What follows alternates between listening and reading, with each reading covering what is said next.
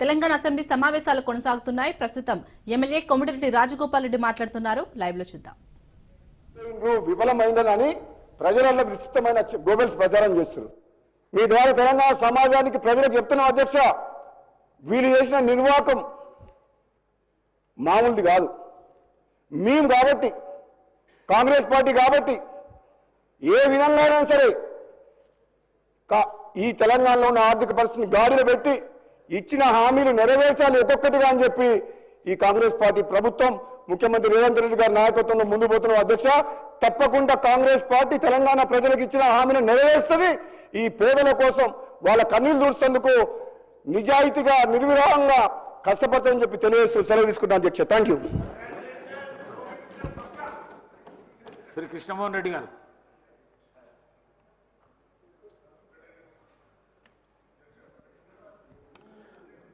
కృతజ్ఞతలు స్వామి.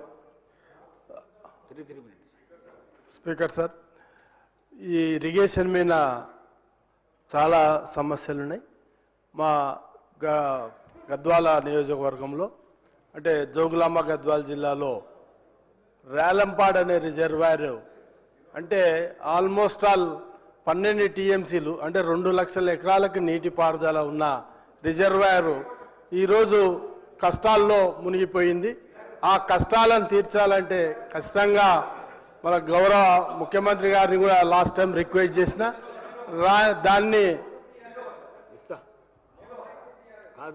దాన్ని రెస్టోర్ చేసి ఆ రిజర్వాయర్ని 4 టీఎంసీలు నింపుకునే విధంగా మళ్ళీ ఈరోజు పాలమూరు రంగారెడ్డి జిల్లాలో రాబో కాలంలో కృష్ణానది కష్టాలు చాలా ఎక్కువైతున్నాయి. కృష్ణానదిలో నీళ్లు లేకపోవడం వల్ల మొన్ననే కర్ణాటకకి వెళ్ళి గౌరవ ముఖ్యమంత్రి గారు చెప్తే 1 టీఎంసీ నీళ్ళు ఇవ్వడం జరిగింది. దీనివల్ల పాలమూరు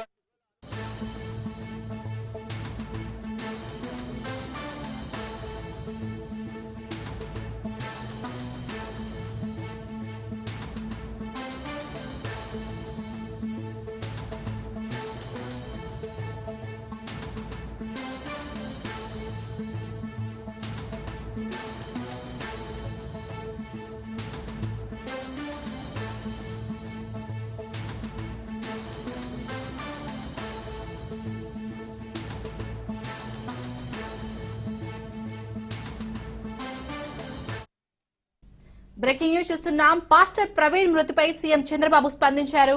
ప్రవీణ్ మృతిపై డీజీపీతో మాట్లాడారు ముఖ్యమంత్రి. పాస్టర్ మృతిపై అన్ని కోణాల్లో విచారణ జరపాలని ఆదేశాలు జారీ చేశారు. మరోవైపు పాస్టర్ ప్రవీణ్ మృతి ఆరోపణలపై హోంమంత్రి అనిత స్పందించారు. తూర్పుగోదావరి జిల్లా ఎస్పీకి ఫోన్ చేసి ఆరా తీశారు హోంమంత్రి అనిత. పాస్టర్ మరణంపై సమగ్ర విచారణకు ఆదేశించారు అనిత. పాస్టర్ ప్రవీణ్ ప్రమాదానికి సంబంధించి మళ్లీ సీసీ ఫుటేజీలు పరిశీలించాలని అనిత ఆదేశాలు జారీ చేశారు.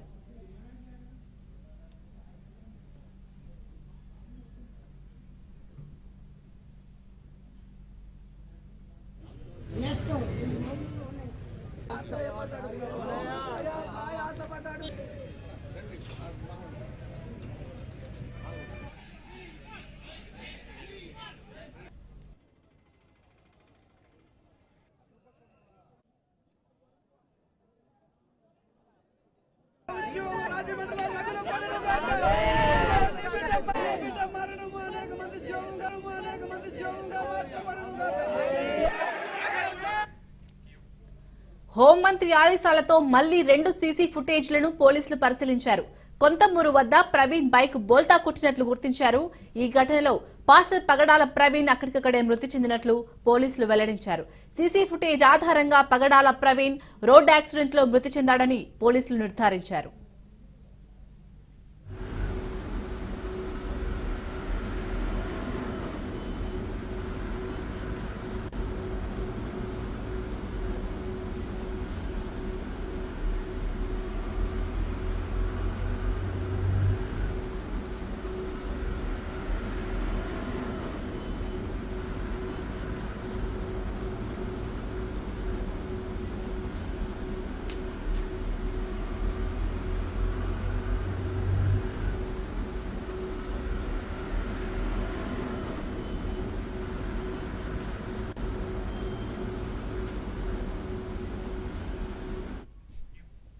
బుల్లెట్ పై విజయవాడ నుంచి రాజమండ్రికి పయనమయ్యాడు పాస్టర్ పగడాల ప్రవీణ్. అయితే హెల్మెట్ ధరించిన ముఖంపై తీవ్రమైన గాయాలు ఉండటంతో అనుమానాలు వ్యక్తమయ్యాయి. దీంతో మృతిపై అనుమానాలు ఉన్నాయంటూ నిన్న ఆసుపత్రి వద్ద పాస్టర్లు, మద్దతుదారులు ఆందోళనకు దిగారు. ఫిర్యాదు మేరకు కేసు నమోదు చేసిన పోలీసులు ప్రత్యేక బృందాలతో దర్యాప్తు కొనసాగించారు. ఈ నేపథ్యంలోనే సీసీ ఫుటేజ్ లభించడంతో పాస్టర్ మృతిపై అనుమానాలు వీడాయి. అలాగే రోడ్డు ప్రమాదానికి అతి వేగమే కారణమని పోలీసులు వెల్లడించారు.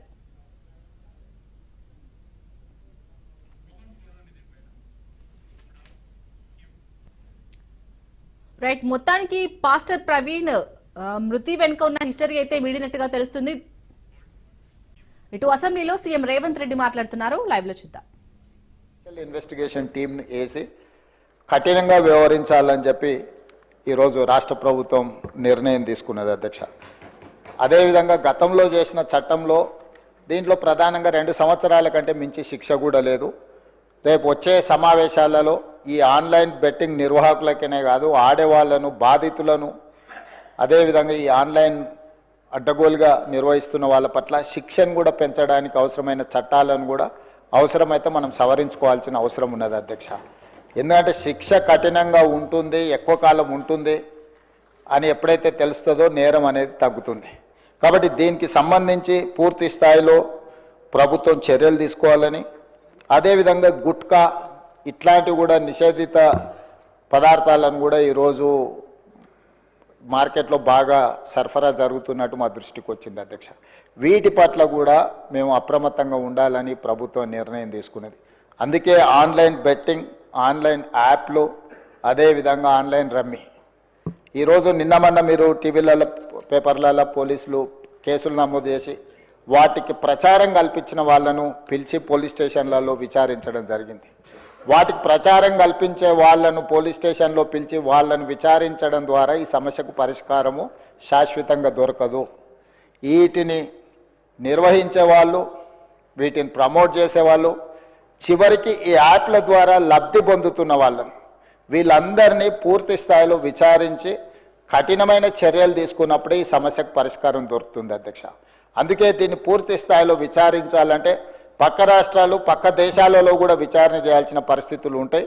అందుకే పూర్తి స్థాయిలో అన్ని అధికారాలు కట్టబెట్టే విధంగా ఒక స్పెషల్ ఇన్వెస్టిగేషన్ టీం ఏర్పాటు చేసి ఈ రాష్ట్ర ప్రభుత్వం వాళ్ళ మీద పూర్తి స్థాయిలో చర్యలు తీసుకోవాలని నిర్ణయం తీసుకున్నారు. తమ ద్వారా ఈ సభకు, సభ్యులందరికీ, తెలంగాణ సమాజానికి ఒక స్పష్టమైన ప్రభుత్వ విధానాన్ని మేము పంపించదలుచుకున్నాము. ఎవరైనా ఇందులో ప్రత్యక్షంగా, పరోక్షంగా ప్రోత్సహించిన, ప్రకటనలకు సహకరించిన, నిర్వహణలో భాగస్వాములైన ఎవరిని కూడా రాష్ట్ర ప్రభుత్వం వదిలిపెట్టదు. ఈ రాష్ట్రంలో ఖచ్చితంగా ఇలాంటి సైబర్ నేరాల పట్ల కఠినంగా మేము వ్యవహరించడం జరుగుతుంది.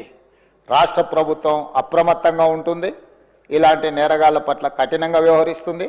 ఈ సభ ద్వారా సభ్యులందరికీ నేను ఈ ప్రకటన ద్వారా ఒకే మాట చెప్పదలుచుకున్న, స్పెషల్ ఇన్వెస్టిగేషన్ టీంను ఏర్పాటు చేస్తున్నాము. తద్వారా అందరినీ కఠినంగా అణచివేయడమే కాకుండా చర్యలు తీసుకుంటామని తమ ద్వారా తెలియజేయదలుచుకున్న అధ్యక్ష.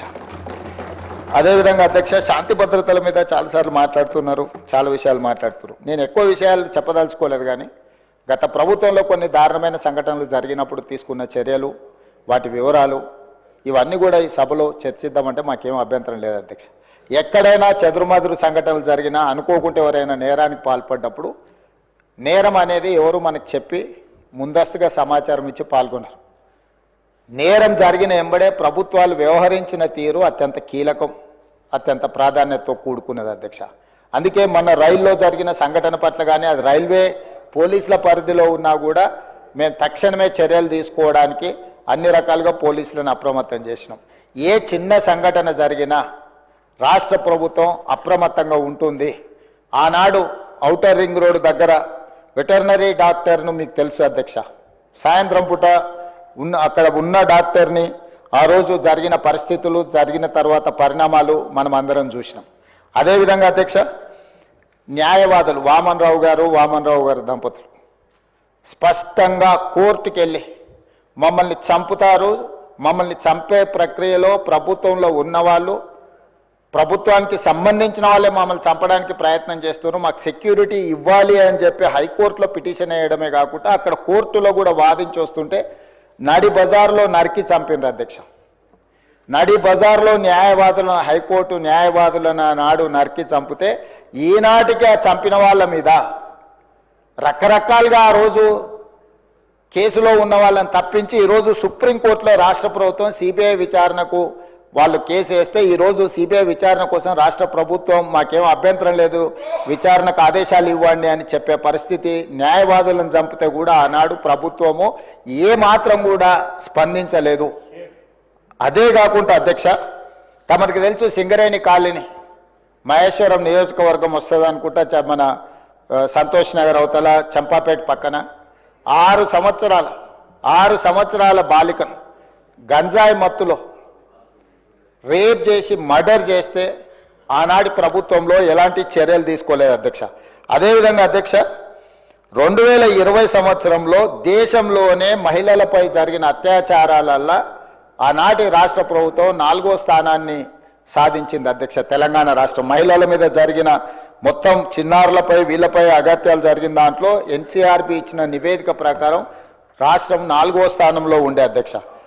అదేవిధంగా అధ్యక్ష, ఇట్లాంటి ఒక్క దగ్గర కాదు, ఎన్నో సంఘటనలు. జూబ్లీ హిల్స్లో మైనర్ బాలికను పబ్లో నుంచి తీసుకెళ్ళి అక్కడికక్కడనే జూబ్లీ హిల్స్లో రేప్ చేస్తే ఆ రేప్ చేసిన దాంట్లో టీఆర్ఎస్ నాయకుడు కుమారుడే అందులో ప్రత్యక్షంగా పాల్గొంటే ఆ రోజు వాళ్ళను కాపాడడానికి ప్రయత్నం చేసిండ్రు అధ్యక్ష.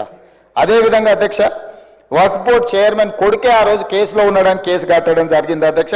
సరిగ్గా నేను ఎక్కువ దూరం వెళ్ళి ఆరోపణలు చేయదలుచుకోలేదు. ఆ రోజు ఉన్న ఒక మంత్రి గారి కుటుంబానికి సంబంధించిన వాళ్ళ మీద కూడా వచ్చిన ఆరోపణలు మీ అందరి దృష్టికి వచ్చినాయి అధ్యక్ష. అదేవిధంగా ఈరోజు ఇట్లాంటి సంఘటనలు జరిగినప్పుడు మన అందరం కూడా బాధితుల పట్ల సానుభూతితో నుండి నేరగాళ్ల పట్ల కఠినంగా వ్యవహరించడానికి సహకరించాలి. అట్లా కాకుండా ఇదేదో ప్రభుత్వమే ప్రత్యేకంగా ఈ చర్యలు చేసే వాళ్ళను కాపాడుతుంది అన్నట్టుగా ప్రధాన ప్రతిపక్ష పార్టీ ఈ రకంగా ఆరోపణలు చేయడం, తద్వారా ఒక ఆందోళనకరమైన పరిస్థితి కల్పించి తెలంగాణ రాష్ట్రంలోకి వచ్చే పెట్టుబడులను రానియకుండా, పెట్టుబడులు ఎప్పుడు వస్తాయి అధ్యక్ష? శాంతి భద్రతలు పెట్టుబడిదారులకు రక్షణ కల్పించినప్పుడే రాష్ట్రానికి పెట్టుబడులు వస్తాయి. ఈరోజు ఏ మంచి పని చేపడదామన్నా దానికి ఒక దురుద్దేశాన్ని ఆపాదించి ఆ దురుద్దేశం ద్వారా తెలంగాణ రాష్ట్రం మొత్తం కుప్పగూలిపోయింది. ఈ రాష్ట్రంలో శాంతి భద్రతలు లేవు, ఈ రాష్ట్రంలో మీరు పెట్టుబడులు పెట్టకండి, ఈ రాష్ట్రం దివాలా తీస్తేనే తప్ప మాకు సంతోషం కలగదు అన్నట్టుగా ఈరోజు మాట్లాడడం ఏమాత్రం సమంజసం కాదు అధ్యక్ష. ఈరోజు ఈ రాష్ట్రంలో శాంతి భద్రతలను ఆనాడు 2004 నుంచి 2014 వరకు ఏది ఎట్లున్నా హైదరాబాద్ నగరంలో ప్రధానంగా శాంతి భద్రతల విషయంలో ప్రభుత్వం ఏమాత్రం ఆనాడు రాజీ పడకుండా మేము చేసిన ప్రయత్నాలు తెలంగాణ రాష్ట్ర అభివృద్ధికి ఎందుకో అనుకూలించినాయి. లక్షలాది కోట్ల రూపాయల వేలాది కోట్ల రూపాయల పెట్టుబడులు వచ్చి లక్షలాది ఉద్యోగ ఉపాధి అవకాశాలు హైదరాబాద్ నగరంలో తెలంగాణ రాష్ట్రంలో ఎందుకు వచ్చినాయి అధ్యక్ష? ఆనాటి ప్రభుత్వాలు తీసుకున్న నిర్ణయాలు, నేరగాళ్ల పట్ల వ్యవహరించిన తీరు, కఠినంగా వాళ్ళని అణచివేయడంతో ఈ రాష్ట్రానికి పెట్టుబడులు వచ్చినాయి, సంస్థలన్నీ వచ్చినాయి అధ్యక్ష. ఈరోజు సైబరాబాద్ ప్రాంతం కానీ, హైటెక్ సిటీ ప్రాంతం కానీ, ఔటర్ రింగ్ రోడ్ ప్రాంతం కానీ, అంతర్జాతీయ ఎయిర్పోర్ట్ ప్రాంతం కానీ, గచ్చిబౌలి కానీ, ఇలా చెప్పుకుంటూ వెళ్తే రాయదుర్గం కానీ ఇవన్నీ ఎప్పుడు విస్తరించినాయి అధ్యక్ష? ఎప్పుడు అభివృద్ధి చెందినాయి? హైదరాబాదు నగరంలో ఒకనాడు ఉమ్మడి రాష్ట్రంలో లేకపోతే అంతకంటే ముందు మత కల్లోలాలు ఉంటే కూడా అందరినీ కూడదీసుకొని అందరిని కలుపుకొని వాటిని అణిచివేసిన తర్వాత ఈ రాష్ట్రం అంటే శాంతి భద్రతలకు ఒక వేదిక అని తయారు చేసిన తర్వాతనే మనకు పెట్టుబడులు వచ్చినాయి అధ్యక్ష. విస్తరణలో భాగంగా మెట్రో కానీ, రోడ్లు కానీ, ఫ్లైఓవర్లు కానీ, కృష్ణానది జలాలు కానీ, గోదావరి జలాలు కానీ, ఇట్లా ప్రతిదీ హైదరాబాదు నగరం యొక్క మౌలిక వసతులను పెంచడమే కాకుండా శాంతి భద్రతలను కాపాడడంతో మన రాష్ట్రానికి పెట్టుబడులు వచ్చినాయి అధ్యక్ష. ఈరోజు ఒక మంచి ఉద్దేశంతో చేపట్టిన చర్యలను కూడా మీ స్వార్థం కోసం ఈ ప్రభుత్వం విఫలం చెందింది అని చిత్రీకరించాలన్న ఆలోచనతోని ప్రభుత్వం మీద కాంగ్రెస్ పార్టీ మీద చేసే దాడిలో భాగంగా తెలంగాణ అభివృద్ధి మీద కూడా మీరు యాసిడ్ దాడులు చేసే పరిస్థితులు వచ్చినాయి అధ్యక్ష. తెలంగాణ కుప్పగూలాలన్న ఒక ఆలోచనతోని కుట్రపూరితంగా అన్ని రకాల వేదికల మీద తప్పుడు ప్రచారం చేయడం వల్ల ఈరోజు తెలంగాణ ప్రతిష్టను మసకబార్చే ప్రయత్నం చేస్తున్నారు అధ్యక్ష. దయచేసి తమరి ద్వారా నేను చేస్తున్న విజ్ఞప్తి ఒకటే, ఇట్లాంటి కుట్రలు చేయకండి. ఈ కుట్రలు తెలంగాణ రాష్ట్రానికి ప్రయోజనం కాదు. రేపు భవిష్యత్తులో మీరు అధికారంలోకి రావాలన్న ఆలోచన చేస్తున్నామని మీరు పదే పదే చెప్తారు. చాలా దగ్గరలో వచ్చేసారి మేమే అధికారంలోకి వస్తామంటారు. మరి వచ్చేసారి మీరు అధికారంలోకి రావాలంటే రాష్ట్రం దివాలా తీసి రాష్ట్రం మొత్తం తగలబడిపోయి రాష్ట్రానికి పెట్టుబడులు రాకుండా వచ్చిన పెట్టుబడులు ఇతర రాష్ట్రాలకు తరలిపోయి ఇది జరిగితే ఈ రాష్ట్రానికి ఏమైనా ప్రయోజనం చేకూరుస్తుందా? ఎందుకు విజ్ఞతతోని 10 సంవత్సరాలు ప్రభుత్వం నడిపారు. గతంలో కూడా 20 ఏళ్ళలో 30 ఏళ్ళలో మేము ప్రభుత్వాల కోసం ఉద్యమాలు చేసినామని ఎవరైతే నాయకులు చెప్పుకుంటున్నారో మీకు సోషల్ రెస్పాన్సిబిలిటీ లేదా only political responsibility, only power మాంగర్స్గా మీరు మారి అధికారం మాకు ఉండాలి, అధికారం పోతే ఒక క్షణం కూడా మేము భరించలేము, అధికారం లేకుంటే ఒక క్షణం కూడా మేము ఉండలేము అన్న విపరీతమైన పోకడలు ఏ రకంగా తెలంగాణ సమాజానికి మేలు చేస్తాయి అధ్యక్ష?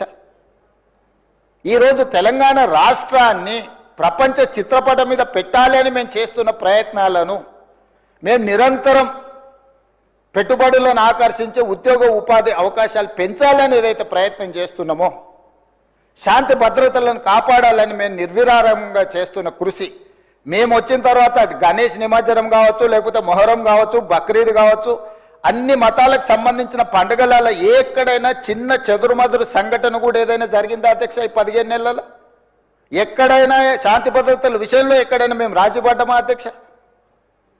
ఈరోజు ఈ రాష్ట్రాన్ని దేశానికే ఒక ఆదర్శ రాష్ట్రంగా తీర్చిదిద్ది అత్యధికంగా విదేశీ పెట్టుబడులను తీసుకొచ్చి ఈరోజు ఇన్ఫ్లేషన్ విషయంలో ధరల నియంత్రణలో దేశంలో నెంబర్ 1 అధ్యక్ష. 1.3 ఇన్ఫ్లేషన్ ఉన్న రాష్ట్రము భారతదేశంలో ఏదైనా ఉందంటే తెలంగాణ. ధరలను నియంత్రించడంలో, ఉద్యోగ ఉపాధి అవకాశాలు కల్పించిన దాంట్లో, నిరుద్యోగ సమస్యను తగ్గించిన దాంట్లో, స్టేట్ ఓన్డ్ ట్యాక్స్ కలెక్షన్లో, ప్రతి దాంట్లో దేశంలో నెంబర్ 1 తెలంగాణ రాష్ట్రం నిలబడ్డది అధ్యక్ష. దేశంలోనే ఇతర రాష్ట్రాలలో రాష్ట్ర సొంత పన్నుల వసూళ్లలో తెలంగాణ రాష్ట్రం 88% పన్నులను వసూలు చేసి దేశంలోనే నెంబర్ 1 రాష్ట్రంగా తెలంగాణ రాష్ట్రం నిలబడ్డది. మహారాష్ట్ర నెంబర్ 2, మిగతా రాష్ట్రాలు అట్లుంటే ప్రధానమంత్రి గారు ప్రాతినిధ్యం వహించే గుజరాత్ 6-7వ స్థానానికి పోయింది అధ్యక్ష. ఇవన్నీ కూడా మా సహచర మంత్రులు, అధికారులు అందరు కష్టపడి చేస్తున్న ప్రయత్నాన్ని మీరు అభినందించండి. అప్పుడే అంత ఆత్రము, అంత తాపత్రయము, అంత అసహనం ఎందుకని నేను అడుగుతున్నా. కడుపు నిండా విషం పెట్టుకొని ఎందుకు ఈ మాటలు? మీరు నిజంగా మీ అనుభవాన్ని రంగరించి సూచనలు చేయండి. ఒకప్పుడు ప్రధాన ప్రతిపక్ష నాయకుడిగా అక్కడనే జానారెడ్డి గారు కూర్చొని మీరు తీసుకుంటున్న నిర్ణయాలకు వారు ఏ రకంగా ప్రభుత్వానికి సలహాలు సూచనలు ఇచ్చిండ్రు జానారెడ్డి గారిని ఆదర్శంగా తీసుకోండి. మీరు ఆనాడు మా పార్టీ ప్రయోజనాల కంటే కూడా రాష్ట్ర ప్రయోజనాలు ముఖ్యమని చెప్పి పెద్దలు జానారెడ్డి గారు ప్రతిపక్ష నాయకుడు, మొట్టమొదటి ప్రతిపక్ష నాయకుడుగా ఒక సాంప్రదాయాలను వారు ఏర్పాటు చేసింది. ఆ సాంప్రదాయాలను ప్రతిపక్ష నాయకుడిగా బట్టి విక్రమార్క గారు కొనసాగించారు. మీరు కక్ష గట్టి ప్రతిపక్ష హోదా తీసినా, మీరు మైకు ఇచ్చినా ఇవ్వకపోయినా, మీరు ఇచ్చిన కొద్ది సమయంలో కూడా వారు ప్రతిపక్ష నాయకుడిగా మీకు ఎన్నో రకాలుగా సూచనలు ఇచ్చే ప్రయత్నం చేసిండ్రు. ప్రభుత్వం తీసుకుంటున్న నిర్ణయాలలో ఉన్న లోపాలను ఎత్తి చూపడమే కాకుండా మీకు సహేతుకమైన సలహాలు సూచనలు ఇచ్చే ప్రయత్నం ఆనాడు ప్రతిపక్ష నాయకులుగా బట్టి విక్రమార్క గారు, జానారెడ్డి గారు చేశారు. ఈరోజు కూడా మీ నుంచి మేము ఆశిస్తున్నాం. మీరు ఎంత చేసినా, ఎగిరెగిరి దంచినా, ఎగరకుంట దంచినా మీకు వచ్చే కూలి అంతనే. ఎన్నికలు అనేవి 2029లో వస్తాయి అధ్యక్ష. వాళ్ళ తాపత్రయపడ్డంత మాత్రాన, వాళ్ళు ఆవేదన చెందినంత మాత్రాన, వాళ్ళు హడావిడి పట్టినంత మాత్రాన 1 సంవత్సరం రావు అధ్యక్ష ఎలక్షన్లు. అప్పుడే ఒక ఆయన అంటాడు వచ్చేసినాయి, బై ఎలక్షన్స్ వచ్చేసినాయి, వచ్చే నెలలే అని టికెట్లు వంచుతాడు ఒక ఆయన. ఆయన టికెట్లు వంచండి కదా, నేను వంచాలని ఇంకొక ఆయన పోయి ఆయన వంచుతాడు. వాళ్ళ పోటీతోని మా సాగుకు వస్తున్నారు అధ్యక్ష. వాళ్ళ అంతర్గతంగా ఏమని ఉంటే ఉండని వాళ్ళు ఇట్లా తెలుసుకొని మాకేం అభ్యంతరం లేదు. ఒక ఆయన పొద్దున్నే ప్రెస్ మీట్ పెడితే మధ్యాహ్నం ఒక ఆయన ట్విట్టర్లో పెడతాడు దాని కౌంటర్ పార్టీ. ఒక ఆయన ట్విట్టర్లో పెట్టగానే ఇంకొక ఆయన ప్రెస్ నోట్ రిలీజ్ చేస్తాడు. వీళ్ళిద్దరు ఇట్లా చేశారు కదా అని పెద్దల సభలో ఉన్న వాళ్ళు వాళ్ళ వైపు నుంచి వాళ్ళు అదే ప్రయత్నం చేస్తున్నారు. వాళ్ళ పోటీ రాష్ట్ర ప్రభుత్వానికి తలకాయ నొప్పిగా మారిపోయింది అధ్యక్ష. ఈరోజు అందుకే నేను ఒకటే విజ్ఞప్తి చేస్తున్నా అధ్యక్ష, ఎన్నికలు మహేశ్వర్ రెడ్డి గారి పార్టీ జమిలీ ఎన్నికలు అంటారు, అవన్నీ కలిపి తీసుకొస్తామంటారు. ఇవన్నీ ఓవేళ అంతా కలిసి వస్తే 2028లో రావాల్సిన ఎలక్షన్లు అవి 2029కి పోయేటట్టున్నాయి అధ్యక్ష. సో ఉన్న అసెంబ్లీ కూడా ఇంకో 6 నెలలు ఎక్స్ట్రాగా ఉండే పరిస్థితులు జాతీయ స్థాయిలో మనకు కనిపిస్తున్నాయి అధ్యక్ష. సో ఈ 4 ఏళ్ళు మనము రాష్ట్రాన్ని మంచిగా అభివృద్ధి చేసుకుందాము. మీరు నా దగ్గరకు వచ్చిన వాళ్ళలో అప్పుడప్పుడు టీవీలలో పేపర్లలో ఎవరు వచ్చి కలిసినా కూడా ఇటు అటు అని నేను ఎవరికైనా నేను సభానాయకుడిగా ముఖ్యమంత్రిగా ప్రతి ఎమ్మెల్యేకి నేను అందుబాటులో ఉంటా. అది సిద్దిపేట శాసనసభ్యులు హరీష్ రావు గారు వచ్చిరా, లేకపోతే పల్లా రాజేశ్వర రెడ్డి గారు వచ్చిరా, లేకపోతే వెంకట రమణారెడ్డి గారు వచ్చిరా, నేను రాజకీయాలు చూడను అధ్యక్ష. ముఖ్యమంత్రిగా నా దగ్గరికి తీసుకొచ్చిన సమస్యల్ని వీలైనంత మేరకు వాటిని పరిష్కరించాలన్న మా భట్టి గారు సూచన చేశారు. గజ్వేల్ శాసనసభ్యులు వచ్చినా కూడా ప్రతిపక్ష నాయకుడు వచ్చినా కూడా ఆ నియోజకవర్గానికి సంబంధించిన సమస్యలు కూడా పరిష్కరించాలంటారు.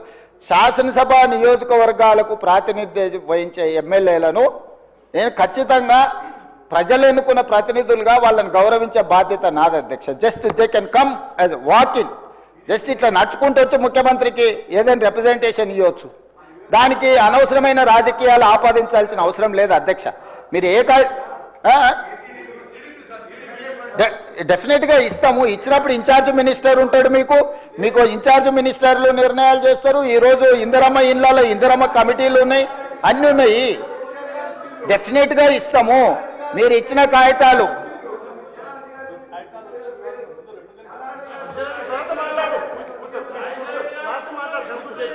నిన్నగాక మొన్న పద్మారావు గారు వచ్చిండ్రు, సికింద్రాబాద్ శాసనసభ్యులు. ఆయన నియోజకవర్గానికి సంబంధించిన కాలేజీలు ఇతర నిర్మాణాలకు సంబంధించిన నిధుల గురించి వచ్చిండ్రు. అక్కడికక్కడనే నేను ఆదేశాలు ఇచ్చి ఎంబడే ఆ పనులను మొదలుపెట్టాను అని చెప్పిన. కృష్ణమోహన్ రెడ్డి గారు వచ్చిండ్రు. గద్వాల ప్రాంతం గట్టు మండలము అత్యంత వెనుకబడ్డ మండలము, డార్క్ మండలం. గద్వాల ఏరియాల one of the backward area. వారు వచ్చిండ్రు, ప్రాజెక్టులు కట్టాలన్నారు. ఇచ్చిన యాదయ్య గారు వచ్చారు చేవెళ్ళ నుంచి, వారికి చేసిన మిత్రుడు ప్రభాకర్ రెడ్డి గారు కుటుంబంలో శుభకార్యం ఉంది రావాలని వెడ్డింగ్ కార్డు ఇచ్చిండు. నేను ఎవరినైనా వెళ్ళాను, కలిశాను, ఆశీర్వదించి వచ్చిన. మంచిని మంచి అంటాము, చెడును చెడు అంటాము. మా మైండ్లలో చెడు లేదు. మీరు మైండ్ లేదని ఉన్నా దాన్ని తగ్గించుకోండి. 10 సంవత్సరాల అనుభవం తర్వాత ప్రజలు ఇచ్చిన తీర్పు మనకు కొంత కనువిప్పు కలిగించాలి. అది కాకుండా మనం ఎంతసేపు ఉన్నా ఎదురుగున్న వాళ్ళని బద్నాం చేయడం ద్వారా మనం మంచోళ్ళం అవుదామని అనుకుంటే కుదరదు అధ్యక్ష. ప్రజలు విఘ్నులు.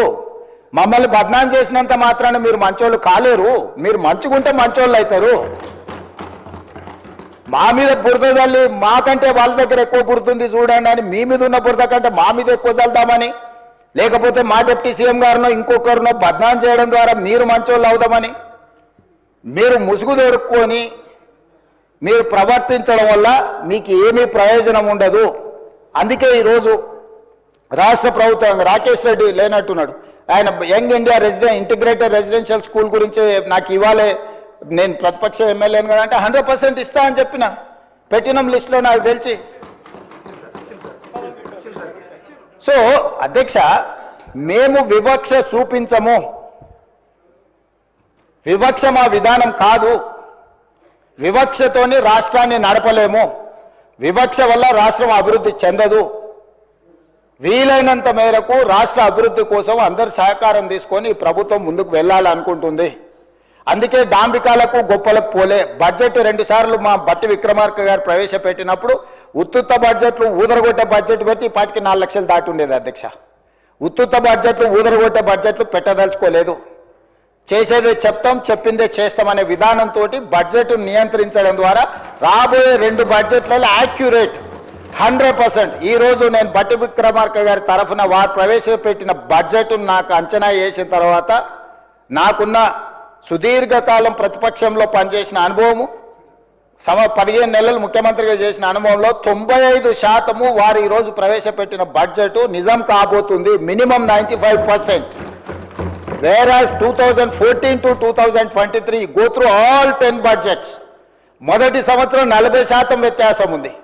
ఏ రోజు కూడా 25% కంటే తక్కువ వ్యత్యాసం లేని బడ్జెట్ని గత ప్రభుత్వాలు పెట్టలేదు అధ్యక్ష. కాగితాలకే పరిమితమైన కేటాయింపులు, కాగితాల మీదనే కేటాయింపులతోని శాఖలు నిర్వహించాలని, వెల్ఫేర్ నిర్వహించాలని, ఇట్లా రకరకాల అబద్ధాలతోని ప్రైవేట్ కంపెనీలు బ్యాంకులలో లోన్ తెచ్చుకోవడానికి ఎన్ని రకాలుగా బ్యాలెన్స్ షీట్లను ఫ్రాడ్ చేస్తారో రాష్ట్ర ప్రభుత్వం అన్ని రకాలుగా బడ్జెట్ను ఫ్రాడులెంట్ బడ్జెట్స్ ప్రవేశపెడితే CAG time and again they have given findings.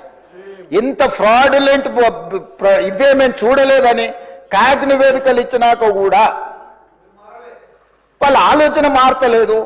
వాళ్ళ ఆ ఆలోచన మారిపోయింది, ప్రజలు వాళ్ళని మార్చిండ్రు, మాకు ఒక అవకాశం ఇచ్చిండ్రు. మాకు అవకాశం ఇచ్చినప్పుడు కనీసం కొంత పని చేయడానికి సహకరించి కొంతకాలం చూసిన తర్వాత వాస్తవాల ప్రాతిపదికన ఏదైనా మాట్లాడితే బాగుంటుంది అధ్యక్ష.